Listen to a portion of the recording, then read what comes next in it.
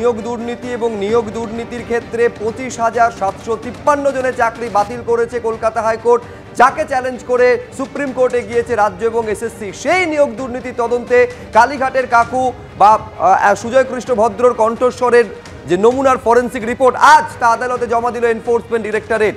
এবং ইডির যেটা দাবি করেছিলাম তার সপক্ষেই রিপোর্ট এসেছে। আপনাদের মনে হয় না এই রিপোর্ট অসম্পূর্ণ? রিপোর্ট যদি পক্ষে থাকতো আপনারা কি করলেন? কাকুর কণ্ঠস্বরের ফরেন্সিক রিপোর্ট নিয়ে ইডিকে প্রশ্ন করেছেন মহামান্য বিচারপতি অমৃতা সিনহা। সৌভিক মজুমদার আমাদের প্রতিনিধি আরো বিস্তারিত বলবেন এই নিয়ে। সৌভিক, এইটা আমাদের জানাও, রিপোর্ট আজকে পেশ হলো ইডির তরফে, এরপর কি হলো আদালতে?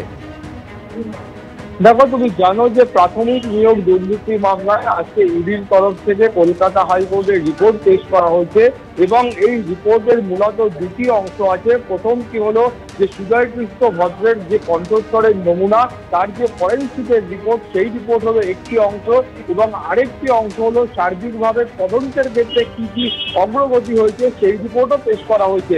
তদন্তের অগ্রগতি সংক্রান্ত যে রিপোর্ট রয়েছে সেই রিপোর্ট দেখে মাননীয় বিচারপতি অমৃতা সিনহা তিনি খুব একটা সন্তুষ্ট নন। তিনি তার অসন্তোষ ব্যক্ত করেছেন, কিন্তু তার পাশাপাশি তিনি ইডিকে সরাসরি প্রশ্ন করেছেন এই যে ফরেন্সিক রিপোর্ট আপনারা পেশ করছেন, এই ফরেন্সিক রিপোর্টে কি রয়েছে।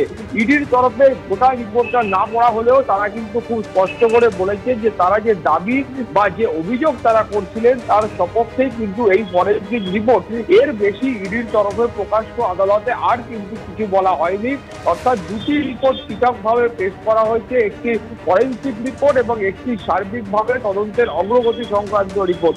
এখন বিচারপতি অমৃতা সিনহার প্রশ্ন হচ্ছে যে এই রিপোর্ট অর্থাৎ ফরেন্সিক রিপোর্ট সেটা যদি আপনাদের অর্থাৎ ইডির সপক্ষেই থাকে তাহলে সেই রিপোর্ট পাওয়ার পরে ইডির তরফে কি কি পদক্ষেপ গ্রহণ করা হলো এবং সেই পদক্ষেপের যে খতিয়ান আজকে কলকাতা হাইকোর্টে পেশ করা হয়েছে সেই খতিয়ান কিন্তু খুব সন্তোষজনক নয় বলে মাননীয় বিচারপতি অমৃতা সিনহা বলছেন।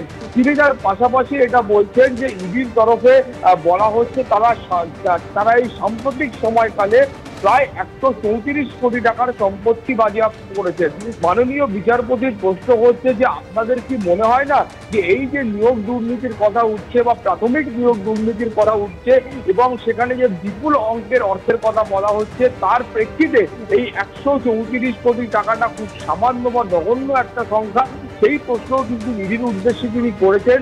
এবং তার পাশাপাশি তিনি বলছেন যে এই একাধিক রিপোর্টের একাধিক জায়গায় যে বক্তব্য ইডির তরফ থেকে পেশ করা হচ্ছে সেই বক্তব্য খুব সন্তোষজনক নয় বলে তিনি মনে করছেন। তার কারণ যে পরিসংখ্যানের কথা বা যে তদন্তের অগ্রগতির কথা এই রিপোর্টে উল্লেখ থাকার প্রয়োজন ছিল সেগুলো কিন্তু উল্লেখ নেই। মাননীয় বিচারপতি এটাও স্পষ্ট করে বলছেন যে তিনি বিশ্বাস করেন বা তিনি জানেন যে ইডির হাতে এখনো বহু তথ্য রয়েছে, যেই তথ্যগুলো এই রিপোর্টের মাধ্যমে প্রতিফলিত হচ্ছে না বা সেই রিপোর্টে লেখা হচ্ছে না। ফলে সব মিলিয়ে ইডিকে পরবর্তী পর্যায়ে রিপোর্ট দেওয়ার জন্য 12 জুন পর্যন্ত সময় দেওয়া হয়েছে। সেই দিন কিন্তু আবার পরবর্তী শুনানি হবে।